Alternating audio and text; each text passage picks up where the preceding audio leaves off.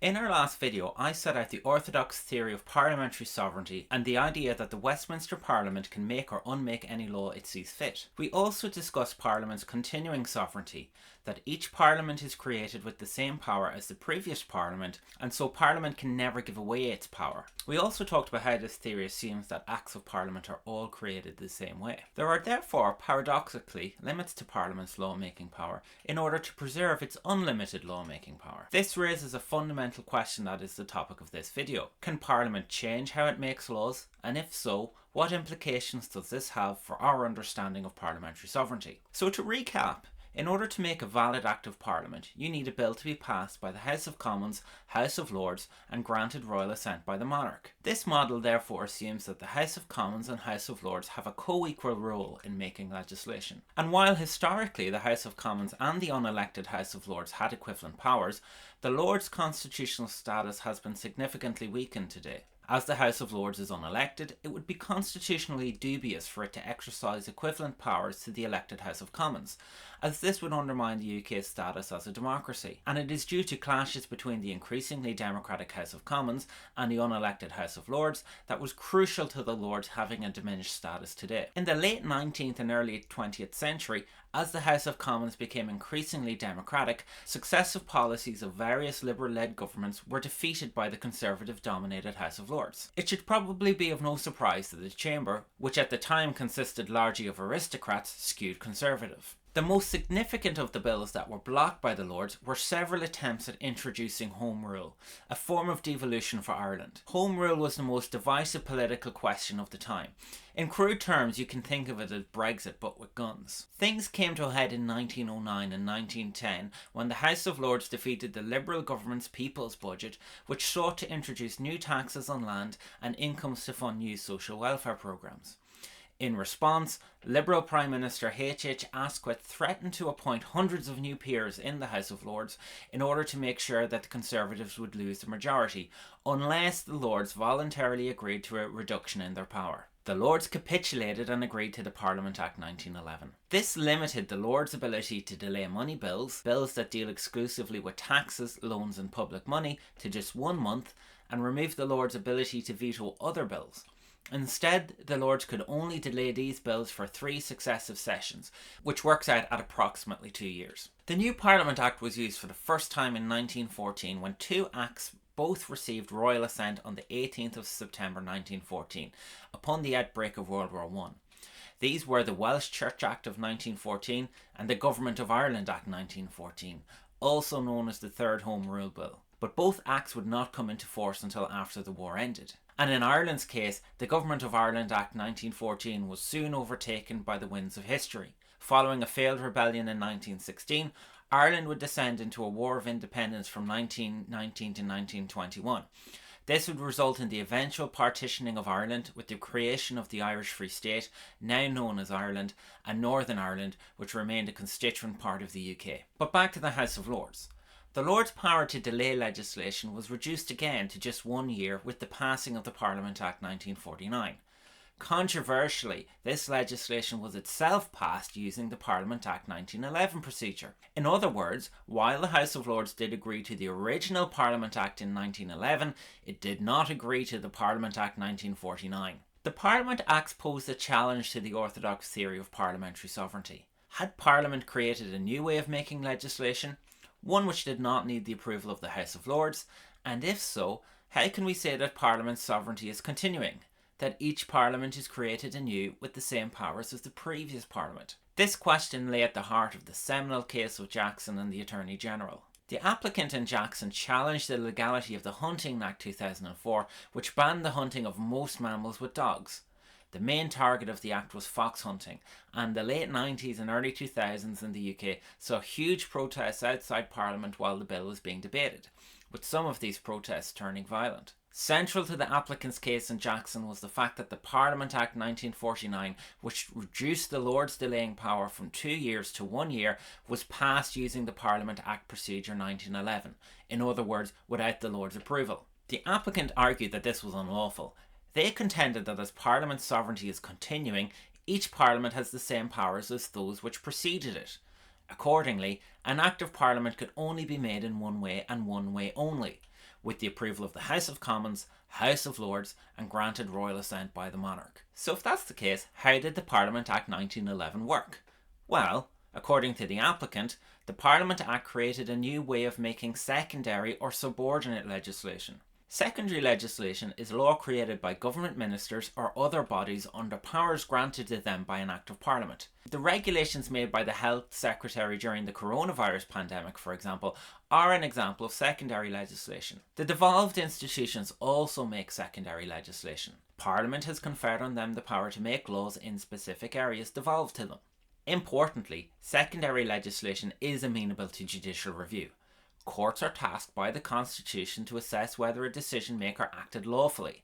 In other words, whether this stayed within the bounds of the powers conferred upon them by Parliament. Secondary legislation is sometimes called delegated legislation, reflecting the fact that Parliament has delegated law-making powers onto another body. And it is this concept of delegation that is key to the applicant's argument in Jackson. An important principle of the concept of delegation is that the person to whom power is delegated to cannot use this power to amend or change the terms under which the power was delegated to them in the first place. Without this rule, the person to whom the power was delegated to could use their newfound power to usurp the person or institution which gave them the power in the first place. Imagine you're the chairperson of a local club or student society, but you're ill and you cannot attend the meeting.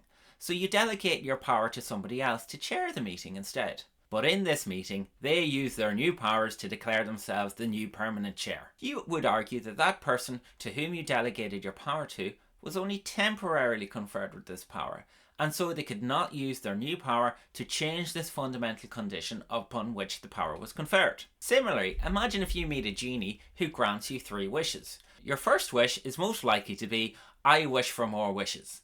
Essentially, you're trying to use the powers delegated to you by the genie to expand the scope of these powers. For this reason, in order to ensure that the 3 wishes limit is actually a real limit, the genie is likely to tell you that you cannot wish for more wishes. So using this idea of delegation, the applicant in Jackson argued that the Parliament Act 1911 had delegated the power to make laws on an inferior lawmaking body, the House of Commons, operating in conjunction with the monarch. What this meant, however, is that this inferior body could only make secondary or delegated legislation. It could not make primary legislation. Accordingly, the Parliament Act 1949 was an attempt by this inferior lawmaking body to amend the Act of Parliament that created it in the first place. It was, in essence, trying to usurp Parliament, which consists of the House of Commons, House of Lords, and monarch. Therefore, the applicant argued that the Parliament Act 1949 was unlawful secondary legislation, and it followed that every act passed under the Parliament Act 1949 procedure was also invalid, including the Hunting Act itself. The House of Lords, however, rejected this argument. The court noted that nowhere in the Parliament Acts did it refer to secondary legislation or subordinate legislation. On the contrary, the Act specifically refers to any public bill, other than a money bill or a bill containing any provision to extend the maximum duration of Parliament beyond 5 years, and an Act of Parliament. The court therefore found that the 1911 Act did, of course, effect an important constitutional change, but the change lay not in authorising a new form of sub-primary parliamentary legislation, but in creating a new way of enacting legislation. Accordingly, the Parliament Act of 1949 was valid, and so too was every subsequent act passed using this procedure, including the Hunting Act. So how do we make sense of this new way of enacting legislation? The court reframed the central question at the heart of this case as simply, has Parliament spoken? And to answer this question, we must look at the laws and customs of Parliament that regulates how the 3 constituent elements of Parliament, House of Commons, House of Lords and monarch must act to make legislation. Traditionally, all 3 had to consent to a measure to create an Act of Parliament. However, the court then noted that apart from this traditional method of lawmaking, Parliament could redistribute the legislative power in different ways. Parliament therefore could change what is known as the manner and form in which it makes legislation.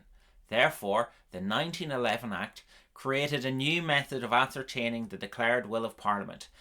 It restated the manner and form in which laws may be made. This theory of parliamentary sovereignty is often referred to as manner and form theory. Alternatively, you may see it called self-embracing sovereignty. Parliament's sovereignty embraces itself. it can change how it makes laws. Jackson and the Parliament Acts are an example of Parliament creating a new way of making legislation, and one in which one step, approval of the House of Lords, is circumvented. But could Parliament add an additional step, making it harder to make legislation in a particular area? For example, adding the requirement of a referendum. The court did touch upon this in Jackson, stating that if the sovereign parliament can redefine itself downwards to remove or modify the requirement for the consent of the upper house, it may very well be that it can also redefine itself upwards to require a particular parliamentary majority or a popular referendum for particular types of measure. In each case, the courts would be respecting the will of the sovereign parliament as constituted when that will had been expressed, but that is for another day. This statement is what is known as Obiter dictum. It is a part of a judgment that expresses a judicial opinion that is not binding as precedent, as it was not necessary to decide the case. So as there was no referendum in question during this case, the part of the judgment is not binding precedent. There are also several more striking Obiter dicta remarks made in Jackson that focus not just on how Parliament made laws, but also raise the question of whether there are some substantive things that Parliament could never do. For example, Lord Stayne stated that it is not unthinkable that circumstances could arise where the courts may have to qualify a principle established on a different hypothesis of constitutionalism. In exceptional circumstances involving an attempt to abolish judicial review or the ordinary role of the courts, a new Supreme Court may have to consider whether this is a constitutional fundamental which even a sovereign parliament, acting at the behest of a complacent House of Commons,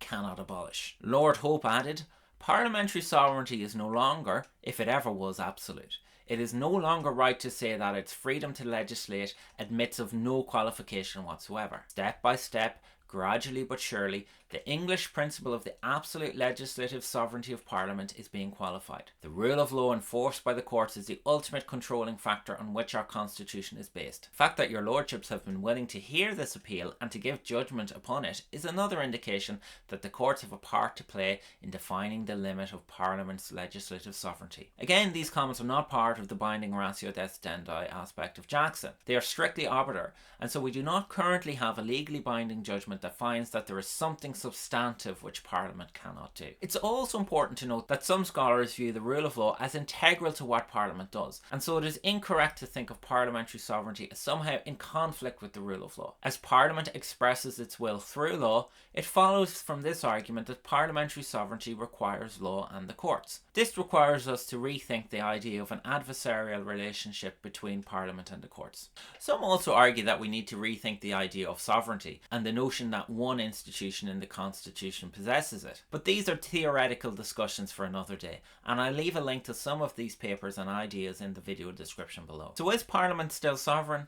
Again, it all depends upon what you mean by sovereignty. What we can definitely say, however, is that Parliament can change how it makes laws, and Parliament can tell courts to prioritise earlier statutes over later statutes. Parliamentary sovereignty is a deceptively simple idea that belies a number of complexities, bordering on paradoxes. I hope you found this video helpful. Please do like and subscribe for more content like this. And finally, a huge thank you to Janvi Singh for her work on the graphics for this video, and to Birmingham Law School's Kepler Reskill programme for providing funding.